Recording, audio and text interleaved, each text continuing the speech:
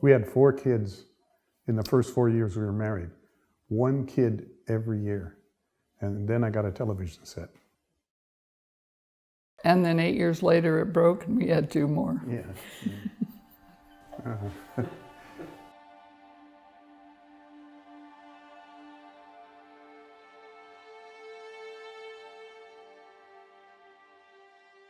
With me, it was love at first sight. I just kissed her and I said, wow, just some kind of electricity went through me. I don't know.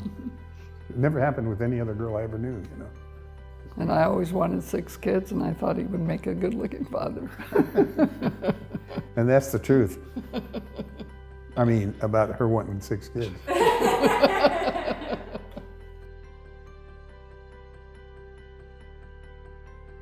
Well, we actually met at Foster's Freeze in Albany on Solano Avenue when we were teenagers.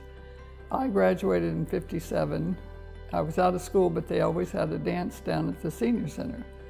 We went with my friends Carol, and there were 2 other girls, and we danced, and he was up there dancing. And so we got in the car to leave, and he asked all the girls for a kiss. And when he kissed me, he said, "That's it." He went in the service in '58, and then when he was home in '59, that's when we got married. I think one day he just had an engagement ring in his hand. He actually wanted to get married right out of high school, but he was still 17. And I said, no, not yet. And so that's when he joined the paratroopers. No, it was very simple because he's Catholic and I was not Catholic at the time, so we had to, the priest wouldn't marry us. He actually said that when he got his divorce that he wouldn't be able to get married again because we were so young. And so we went with his family and my family to the judge's house in Berkeley and had a little ceremony and then came home and had cake at Ann Jones' house. Mm-hmm. Our whole life was struggle, struggle, struggle because, you know, it takes a lot of money. We had no money, we had nothing, and we just babies. living day to day, you know. But you know, it was hard because we didn't have anything. So it's all of his hard work that has done this. We got a house to rent for $80 house was. Yeah. And I'm home with all the 4 kids and I look out the window and this woman is putting a for sale sign on my lawn. So we had no money in the house and our payment went from $80 a month to $178 a month. He said, now what do I do? But we got the house. So we lived there for about 4 years and had the kids and he did the painting and carpeting and got all the house in order and we sold it and made $7,000 and we died and went to heaven. I thought, oh my God. $7,000, he said, man. Is this what you do and you do carpentry? Yeah. So. But the kids and Rita go along with it. We're eating in a kitchen that's all totally stripped and she's yeah, frying the poor things kids out. had to go through a lot. I had the kids stripping all the woodwork with me.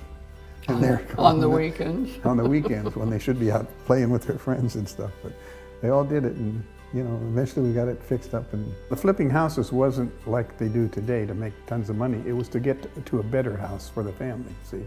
And that's why I did it, you know. And it was, I'm working every day at the same time and then on my off time I'm remodeling the houses. Richard was our first and he's a great guy.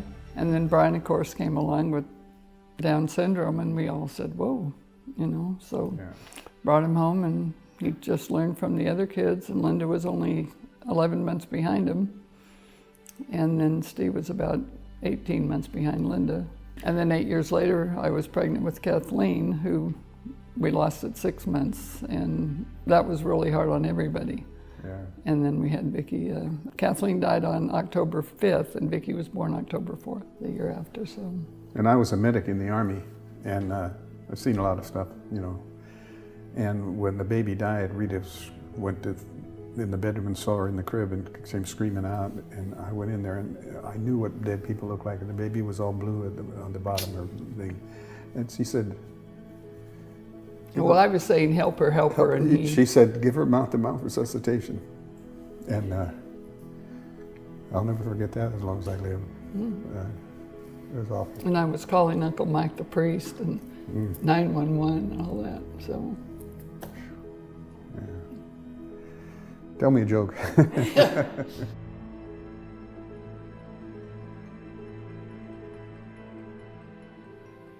It's a good family. All my sons and daughters help us whenever we need it, and we help them whenever they need it. And family is your life, and you know, everything you do as you grow is you're taking care of your family one way or another, you know.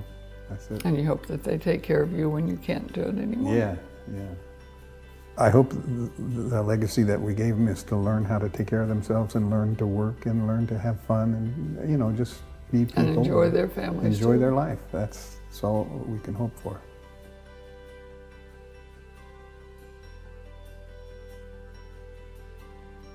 I love everything about her. She's a hard worker, good mother.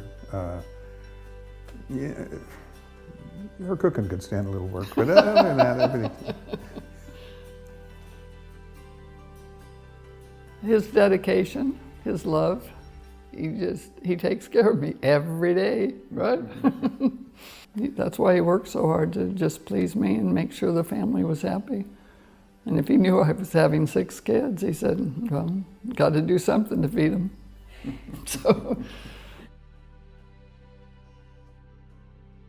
So we wanted to say to the kids that we love them all for what they are and what they've been to us.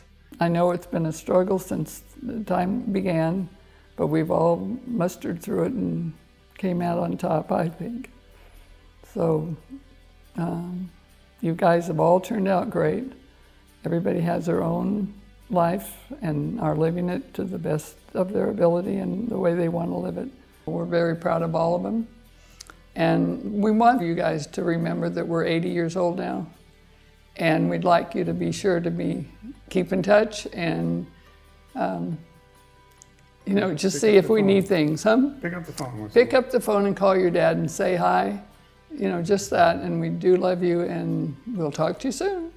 And I want to say the same thing. I agree with your mom.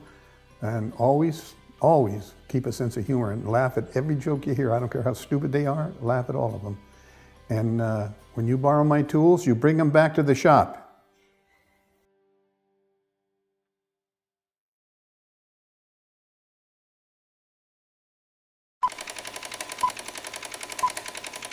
Well, you don't have to call us great-grandparents. You can just call us great. That'd be sufficient, wouldn't it? Sure, okay with me. It's great.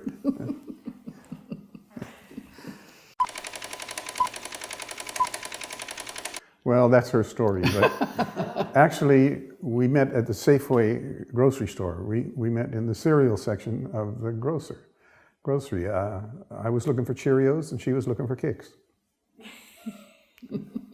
So whichever one you want to believe. Yeah. True story.